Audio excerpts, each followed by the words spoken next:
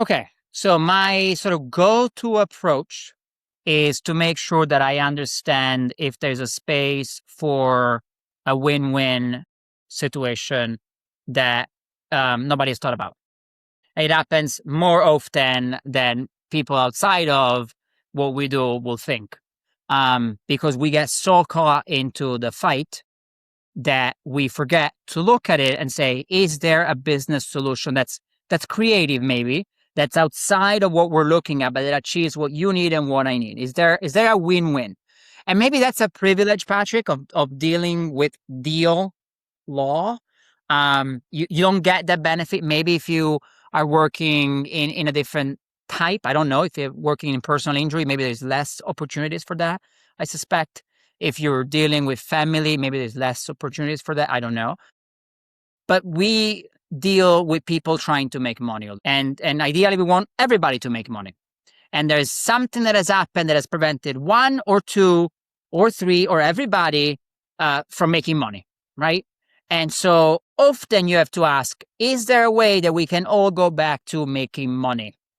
And maybe that's a way that doesn't get you the maximum amount possible making money, but it gets you money, and it gets me also money, whereas the other option only gets you money, doesn't get me any money, so it doesn't work as a mediation solution. And so I always want to know and want to think about the business problem.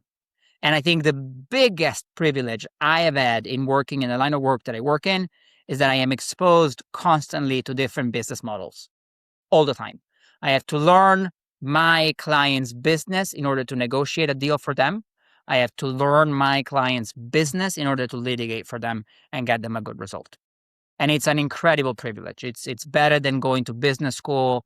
It is something extraordinary that I can't be thankful enough. And so look for a win-win in business disputes.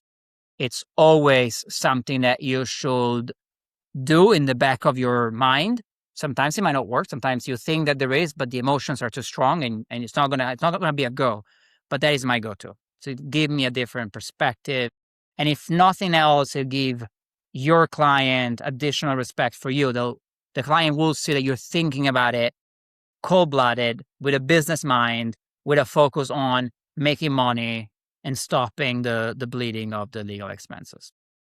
Yeah, I really like that with business transactions, that idea and focus that both parties are there to make money, and this dispute with them is preventing that. And in fact, it's, as you said, bleeding both sides. So here, how do we get back to both making money is a really good, excellent tool. We hope you enjoyed this episode of the Meaningful Mediation Podcast. If you did, be sure to like, subscribe, and comment. Additional episodes can be found on YouTube and your favorite podcast channels. Until next time, less dispute, more resolution.